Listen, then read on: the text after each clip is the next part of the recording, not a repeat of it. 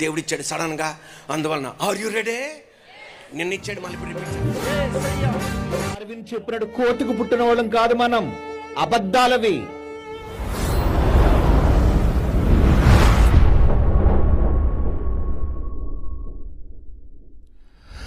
Praise the lord. దేవుని యొక్క మహాకృపలో మీ అందరికీ కూడా ఈ వీడియోకి స్వాగతం పలుకుతున్నాను. సౌకుల పైన ఉన్న ఆత్మ ఎలకాత్మ, ఏలి ఆత్మ. ఎలకాత్మ ఉంటే ఇలా గీరతారంటూ, అలాంటి ఆత్మని కలిగి ఉన్నారంటూ, ఆ ఆత్మతోనే సేవ చేస్తున్నారంటూ, అలాగే ఉండి మొబైల్ చూస్తున్నారంటూ, మొబైల్లో ఉన్నటువంటి పిచ్చి ఈ ఎలకాత్మగా మార్చిందంటూ జోకబ్ చార్లెస్ గారు ఒక వీడియో చేశారు. అది కూడా ఈ క్లిప్ నాకు కావాలంటూ, ఈ క్లిప్ చాలా ఇంపార్టెంట్ అంటూ కూడా నేను చెప్తూ, దేవుడు నాతో మాట్లాడాడు, ఆ విషయాన్ని నేను ఈరోజు చూస్తున్నాను, నాతో దేవుడు మాట్లాడినటువంటి మాటే తప్ప ఇది నేను సొంతంగా మాట్లాడిన మాట కాదంటూ కూడా వారు మాట్లాడారు. కాబట్టి ఈ సమయంలో మరి మీ అందరికీ కూడా ఈ వీడియోకి నేను స్వాగతం పలుకుతున్నాను. దేవుని ప్రజలారా, దేవుని బిడ్డలారా, దేవుని పిల్లలారా, ముందుగా ఆయన ఏం మాట్లాడారో ఒకసారి ఈ వీడియో మీ కొరకు. ఈ మాట నాకు కావాలి క్లిప్పింగ్, అందుకని దేవుడిచ్చాడు సడన్గా. అందువలన ఆర్ యు రెడీ? నిన్నిచ్చాడు, మళ్ళీ ఇప్పుడు రిపీట్ చేస్తున్నాను కదా. Are you ready? Are you ready? పాస్టర్లకి ఇప్పుడు ఏ ఆత్మ లేదు, ఏలి ఆత్మ లేదు, ఎలుకాత్మ. మొబైల్ ఫోన్ తీసుకోవటం, ఇలాగనటం, ఎలుకను చూడండి, ఇట్టంటది. ఎస్, మనలో ఇప్పుడు ఏ ఆత్మ లేదు, ఏలి ఆత్మ లేదు. అందుకే అగ్ని పడట్లా, ఎలుకలు గుంటలు తీయడమే సరిపోతుంది మనకి. ఎస్, ఏంటంటే మన మొబైల్ ఫోన్ తీయడం, ఎలుక చూడండి, కిర్ కిర్ కిర్ కిర్ కిర్ కిర్ కిర్ కిర్ కిర్. మళ్ళా ఈ రోజున మనం ఏ యాటిట్యూడ్లో ఉండాలి? ఎస్, ఇది మనల్ని నాయకత్వం చేయకూడదు, దీన్ని మనం నాయకత్వం చేయాలి.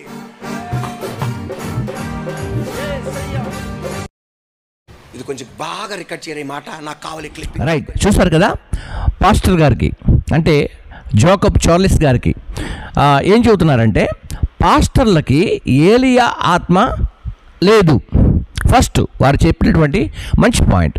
రెండవ పాయింట్ ఏంటంటే ఎలక ఆత్మ ఉంది అని చెప్పారు. అంతేకాకుండా ఇంక్లూడ్ అంటే ఆయన కూడా కలుపుకొనే మాట్లాడుకున్నారు వారు.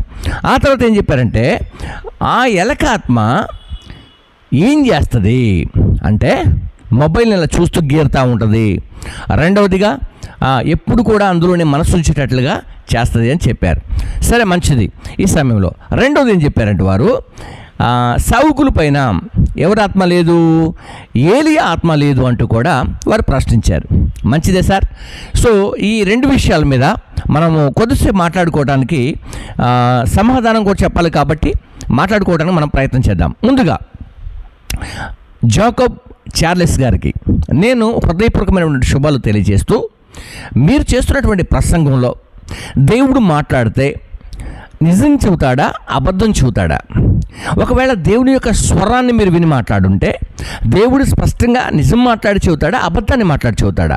ఎందుకంటే సార్, మీరు చెప్పినటువంటి విషయాల్లో ఏది కూడా సత్యం కాదు కాబట్టి, ఏది కూడా నిజం కాదు కాబట్టి, నేను ఈ విషయాన్ని ఖచ్చితంగా చెప్పగలిగి ఈ మాటకు నేను ఆన్సర్ చేయబోతున్నాను. ఎందుకంటే మీలాగే కొంతమంది ఇంతకుముందు మాట్లాడారు. ఏమని మాట్లాడారంటే, చార్లెస్ డార్విన్ గారిని ఒక శాస్త్రవేత్త ఉండేవాడు. ఆ వ్యక్తి ఏం మాట్లాడాడంటే, కోతిలో నుండి మనిషి వచ్చాడు, ఒక జంతువులో నుండి మనిషి వచ్చాడు అని చెప్పాడు. దానికి సమాధానంగా నా దగ్గర సహోదరులు బ్రదర్ లాజరస్ ప్రసన్నబాబు గారు ఉన్నారు. వారు ఒక సమాధానాన్ని చెబుతున్నారు. సో ఆ సమాధానం అయిన తర్వాత స్పష్టంగా జోకబ్ చార్లెస్ గారికి ఆన్సర్ ఇద్దాం. ముందుగా బ్రదర్ వీడియో. డార్విన్ చెప్పినట్టు కోతికి పుట్టిన వాళ్ళం కాదు మనం, అబద్ధాలవి. డార్విన్ అనే ఒక మహాశాస్త్రవేత్త ఏం చెప్పాడు? మనిషి కోతి నుండి పుట్టాడు. ఈ ప్రపంచం నమ్మింది. బైబిల్ ఏం చెప్పింది? అరే నాన్న, మీరు నా పిల్లలు నాయన, నేను మిమ్మల్ని కన్నాను, నేను మీకు ఊపిరి పోసాను, మీ తండ్రిని నేను. రైట్, చూసారు కదా, కోతిలో నుండి మనిషి వచ్చాడని చెప్పేసి ప్రపంచం అంతటినీ కూడా నమ్మించాడు. ప్రపంచమంతా నమ్మేటట్టుగా చేశారు. సో ఈ రోజున మరి మన మధ్యలో ఉన్నటువంటి దైవ సేవకులు, విజయవాడ పరిచర్య అద్భుతంగా చేస్తున్నటువంటి సేవకులు మరి ఇలా మాట్లాడడం అనేది దేవుని నామానికి ఏమండి కరెక్ట్ అయినటువంటి ఆన్సర్ కాదని, అలాగే మరి ఎదురుగా ఉన్నటువంటి బిలీవర్స్, విశ్వాసులు ఎంతమంది అయితే ఉన్నారో చాలామంది ఉన్నట్టుగా ఉంది, కానీ అక్కడ ఎవరు కూడా కనీసం ఆలోచించట్లేదు. దానికి ఇంకా బ్యాక్గ్రౌండ్ మ్యూజిక్ వేసి అద్భుతమైనటువంటి కోరస్ని అందిస్తున్నారు అక్కడ. సో ఇప్పుడు కంప్లీట్గా మనము ఆన్సర్ చేద్దాం. వారికే కాదు, ఈ వీడియో చూస్తున్న ప్రతి ఒక్కరికి కూడా ఇది స్పష్టత ఇస్తుంది, అంతేకాకుండా మీకు అర్థాన్ని కూడా తెలియచేస్తుంది. ముందుగా మనం మాట్లాడుకోవటానికి మరి వారందరికీ కూడా ఈ విషయాన్ని గుర్తు చేయాలని కూడా నేను చెబుతున్నాను. ఇక మాట్లాడుకోవడానికి మనం ప్రయత్నం చేద్దాం. 1, 2 రెండు విషయాలను క్లియర్ చేద్దాం.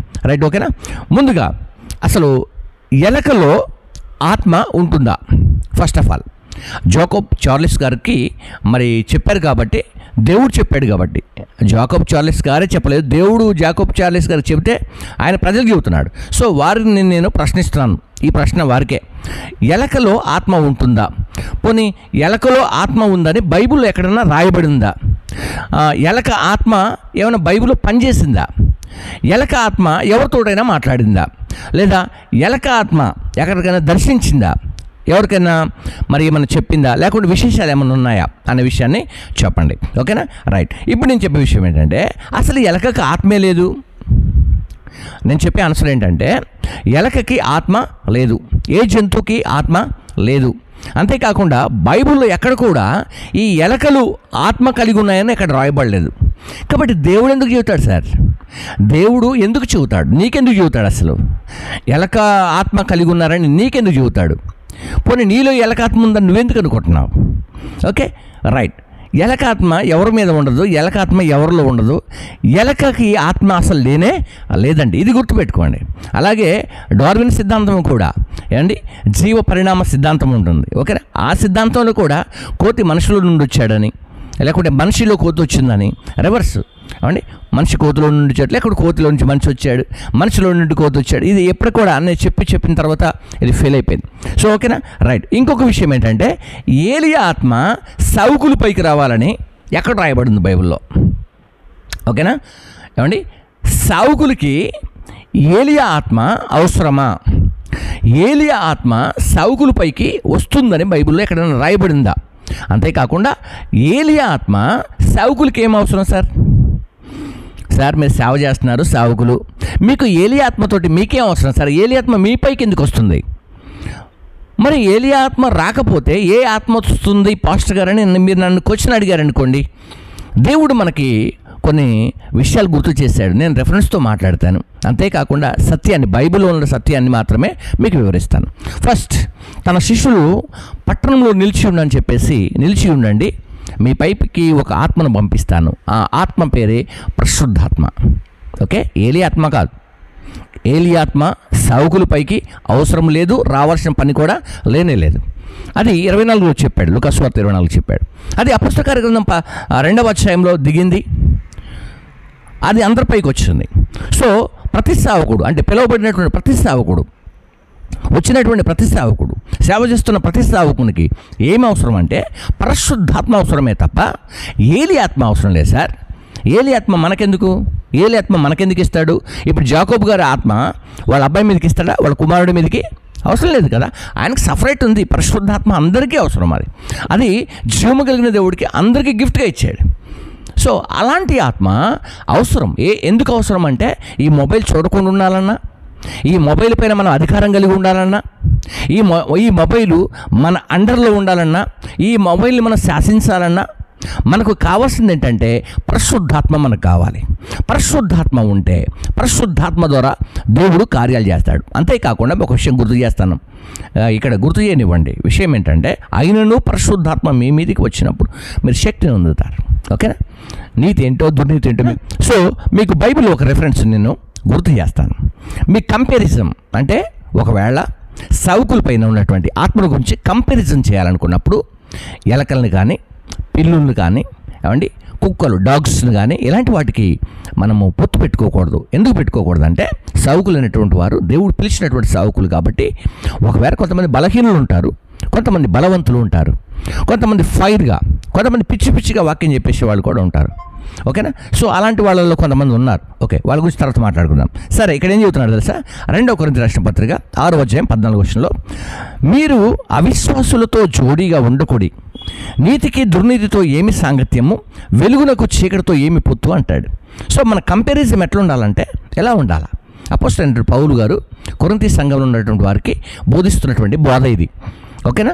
మీరు కంపారిజం, జోకబ్ చార్లెస్ గారు దైవజనుడు, మీరు అన్ని ప్రాంతాల్లో వాడబడుతున్నటువంటి మంచి సేవకులు. సో మీరు ఇలాంటి విషయాలు, ఇలాంటి క్లిప్పింగ్స్ కావాలని కోరుకున్నప్పుడు, క్లిప్పింగ్స్ పర్ఫెక్ట్గా ఉండాలని కోరుకున్నప్పుడు, అది ఈ సోషల్ మీడియాలో రిలీజ్ కావాలని మీరు కోరుకున్నప్పుడు, ప్రపంచమంతా చూడాలని అనుకున్నప్పుడు, మీరు మాట్లాడే మాట ఎట్లా ఉండాలంటే బైబిల్కి, మీరు చెప్పే మాటకి, దేవుడు చెప్పిన మాటకి పర్ఫెక్ట్గా ఉండాలి. ఇక్కడ దేవుడు ఎప్పటికి కూడా అబద్ధం చెప్పాడు సార్. ఒకవేళ మీకు ప్రేరేపణ వచ్చింది, అది మీ సొంత ప్రేరేపణ, నేను నమ్ముతున్నాను, సొంత ప్రేరేపణ మీకు వచ్చింది. ఆ ప్రేరేపణను ప్రజలకు వివరించాలనుకున్నారు. అందులో మధ్యలో దేవుని ఎందుకు కలిపారు? రెండవదిగా ఎలకకి ఎందుకు జోడీ కట్టారు సేవకుల్ని? మూడవదిగా మొబైల్ ఉంది. మొబైల్లో కూడా ఆత్మ ఉందంటారా ఏంటి? సో ఆయన ఉందనే వాళ్ళు కూడా లేకపోలేదు. కానీ మొబైల్ అనేది ఎప్పటికీ కూడా మనం వాడుకోవటానికి మనకిచ్చాడు జీవం కలిగిన దేవుడు. ఇప్పుడు మీరు దీంట్లో టెలికాస్ట్ చేస్తున్నారు సార్, లైవ్లో టెలికాస్ట్ చేస్తున్నారు. మీ వీడియోస్ ఎవరు చూస్తున్నారు? మొబైల్లో చూస్తున్నారు. ఓకేనా? తద్వారా మీకు కొంత అమౌంట్ వస్తుంది. అంతేకాకుండా మీరు అక్కడ స్క్రీన్స్ కూడా ఓపెన్ చేసి పెట్టారు. సో దాన్ని కూడా టెలికాస్ట్ అవుతుంది కదా, దాన్ని ఏమంటారు? అది కూడా ఒక మొబైల్ లాంటిదే. తెరలేసినప్పటికీ కూడా అది కూడా స్క్రీన్సే. అలాగే మీకున్నటువంటి ఛానల్స్ అన్ని, మీ బాబు ఛానల్స్ అన్ని, సాంగ్స్ అన్నీ కూడా ఎక్కడ పెడుతున్నారు? మీరు యూట్యూబ్లో పెడుతున్నారు. మిలియన్స్ చూస్తున్నారు. ఎందుకు చూస్తున్నారు? ఫోన్ ఉండబట్టే. ఫోన్ లేకుండా చూస్తారా? చూడరు. సో ఫోన్ ఉండటం వల్ల మీరు కూడా ఆదాయం సంపాదించుకుంటున్నారు, మీకు కూడా ఆదాయం వస్తుంది. కాబట్టి మొబైల్ నుంచి ఎలక నుంచి దేవుడికి, దేవుడి నుంచి ఏలియా గారికి జత కట్టకండి సార్, ప్లీజ్ అండ్ రిక్వెస్ట్. మీరు చేసే పరిచర్య బాగా చేయండి, మాట్లాడే విధానం మంచిగా మాట్లాడండి. మీరు దేవుడు కనుక మాట్లాడితే బైబిల్కి సంబంధించి మాట్లాడతాడు సార్. దేవుడు మాట్లాడితే బైబిల్లో ఉన్న సత్యాలు బయటకు తెస్తాడు. కానీ మీకు అర్థం కాని విషయం ఏంటంటే ఎలకలో ఆత్మ లేదన్న సంగతి, అంతేకాకుండా ఏలియా ఆత్మ సౌకుల పైకి రాదన్న సంగతి మీరు గుర్తు. అంటే ఆ కాలంలో ఏలియా ఆత్మ ఎలీషా పైకి వచ్చిందా? అది వేరే, అది సపరేట్ మెసేజ్, అది వేరే విషయం అది. కానీ ఈ రోజున ఇలాంటి వారు ఎవరైనా ఉన్నప్పటికీ కూడా దయచేసి సేవకుల్ని వేరొక వస్తువుకి, కంపారిజన్కి తీసుకువెళ్ళకండి. దైవ సేవకులుగా ఉండనివ్వండి. దైవ సేవకులు తప్పు చేస్తే వారిని సూటిగా గద్దించండి. చక్కని వర్తమానంతో, చక్కని రెఫరెన్స్లతో వారికి బుద్ధి చెప్పండి, తప్పలేదు. దాన్ని నేను యాక్సెప్ట్ చేస్తాను. కానీ ఎలకకో, పిల్లుకో, ఇలాంటి వాటికో జత కట్టి వారిని మరీ తక్కువ చేసి మీరు మాట్లాడకూడదని కూడా కోరుకుంటూ నేను ఆ మాటలు ముగిస్తాను. ఈ సమయంలో జోకబ్ చార్లెస్ గారికి వందనాలు, ప్రైజ్ గాడ్. సో అలాగే వారి బాబుకు కూడా. అంతేకాకుండా మరి ఈ సమయంలో ప్రసన్న బాబు గారు చెప్పినట్టు మాటలను బట్టి వారికి కూడా హృదయపూర్వకమైనటువంటి శుభాలు. వారు ఈ మధ్యకాలంలో బర్త్డే చేసుకున్నారు, హ్యాపీ బర్త్డే. అలాగనే ఈ వీడియోని వీక్షించిన మరి మీ అందరికీ కూడా నేను శుభాలు తెలియజేస్తున్నాను. అందరికీ కూడా గాడ్ బ్లెస్ యూ. ఇలాంటి బోధలు ఎవరు చేస్తున్నప్పటికీ కూడా సంఘాల్లో ఉన్నవారు చెవులు ఇలా తీసుకొని వినకండి. దయచేసి మీ పాస్టర్ గారికి చెప్పండి. ఒకలా ఆ టైంలో మిస్ఫైర్ అవుతూ ఉంటారు కొంతమంది. అలాంటి వాళ్ళకి మీరు తిరిగి చెప్పడంలో తప్పలేదు. పిల్లలు ఉన్నారు, అక్కడ ఉన్న వారందరూ కూడా ఈ విషయం చెప్తే పాస్టర్ గారికి బాగుండదని నేను కోరుకుంటూ ఇలా మాటలు ముగిస్తున్నాను. May God bless you. అందరికీ కూడా శుభాలు కలుగును గాక.